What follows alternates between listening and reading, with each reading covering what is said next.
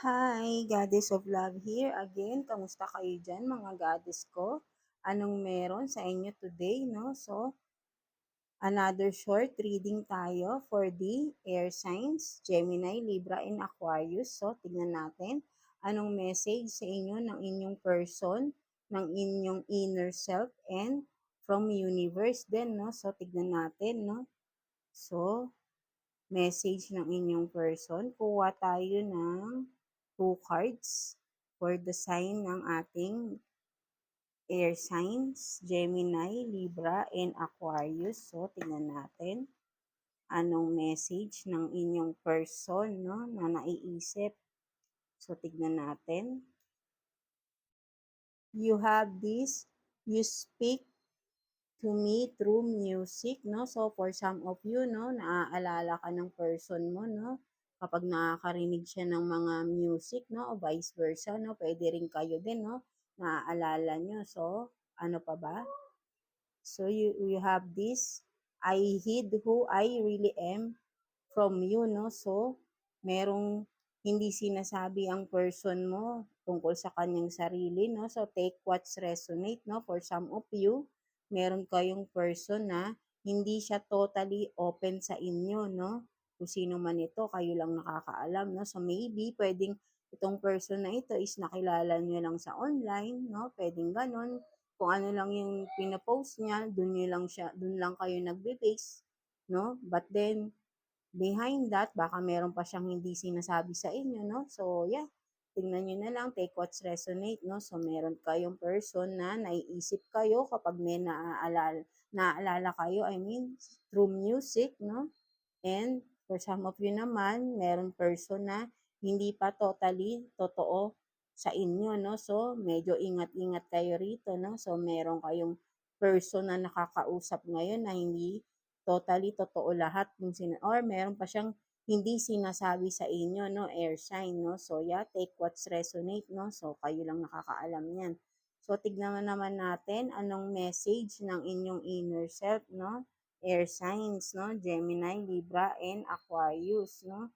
Kuha tayo ng 2 cards din for your inner self, no? Message or advice ng inyong inner self, no? So, yeah, tignan natin. Ano ito?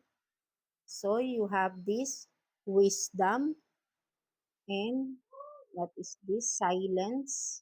You have this silence, no? So, for some of you, no, air signs, Gemini, Libra, no, maybe for some of you as you are, ano, no, maano kayo, kumaga parang mahilig kayong mag-advise, pwede rin, no, with this wisdom, no, marami ka, kumaga makikita mo, masaya, kumaga, ito, yung bang pwedeng maano kayong tao, yung full of wisdom, di ba? Yung maano kayo sa mga paligid nyo, na sensitive kayo, na meron kayong, pag once na nagsasalita kayo, di ba?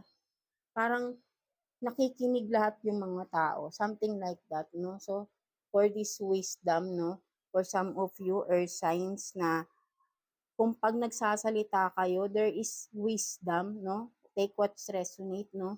Na nakakatulong din kayo, pwede nakakatulong kayo with your wisdom, no? Pwedeng advisor kayo, no? For some of you, pwedeng ganon, life coach, no? So, ayun yung sinasabi. Parang ang sinasabi ng inyong inner self dito is, continue nyo lang yung kung ano yung ginagawa nyo dahil nakakatulong kayo with others, no? Something like that, no? So, yeah, maganda naman ang sinasabi ng inyong inner self, no? And for some of you, silence daw. So, for some of you, maybe sinasabi ng inyong inner self, no? Kasi makikita mo rito may susi and then may door, no? Kumbaga, silently, kung ano man tong pupunta ka kasi dito, 'di ba? I-open mo tong door. So, soon or maybe in a couple of days or medyo nangyari na for some of you, may nalaman kayong katotohanan, 'di ba? But then sinasabi ng inyong inner self is be silent muna.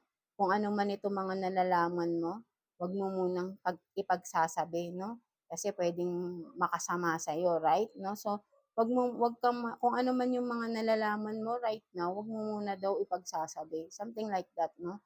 Ayun yung sinasabi ng iyong inner self, 'no? So, I hope naka-resonate kayo dito, 'no, air signs, 'no? So, yeah, tignan pa natin ano pang meron, message naman or advice sa inyo ni universe, mga air signs natin, 'no? Kuha rin tayo dito ng 2 cards, 'no, for the message or advice ni universe ng ating God, 'no, right? So, tingnan natin anong message sa inyo. So, you have this, the best of you, no? So, for some of you, sinasabi dito ni universe, ang message sa inyo or advice, I think, advice sa inyo ni universe, show your best, no? Don't be afraid, don't be ashamed of who you are, di ba? You are the best, then show off the best of you, no? Sinasabi sa iyo ni universe. Kumbaga dito, kumbaga makikita mo, flawless ka naman pero nahihiya ka, right? No? Parang gano'n, no? Show off yourself, di ba? Don't be afraid, don't be ashamed, no? Sabi sa iyo ni universe, ni God, because you are the best, no? You are unique, you are the best of you are the best version of yourself. So, kung anong meron ka, show off, di ba? Because that's your best self, no? That's your best version of you, no? Huwag kang mahiya. Show the best of you, no? So, ayun yung sinasabi, ayun yung advice sa'yo ni universe. And the other one is, di ba, take action. So, connected din siya rito, no? Take action. Kung ano mang meron ka, take action. Show it, no? Show off who you are, no? Parang ganun, no? Because you have this best of you, right? No? For some of you, or most of us, no? Kasi ako din is an air sign, right? No? So, sinasabi ni universe, ina-advise sa'yo to take action of what you have, of what you can offer, di ba?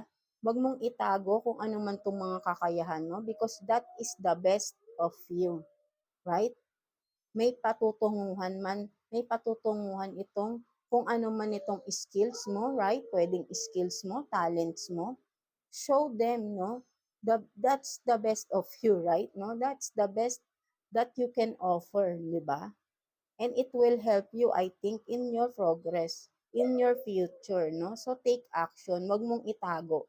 So, ayun ang advice sa'yo ni Universe, Air Signs, uh, Gemini, Libra, and Aquarius, no? So, I hope naka-resonate kayo sa ating reading today, no? Air signs. So, yeah, that's it. Thank you for watching, Air signs, and please like and subscribe sa ating channel. And, yeah, God bless you all, and thank you, Air signs.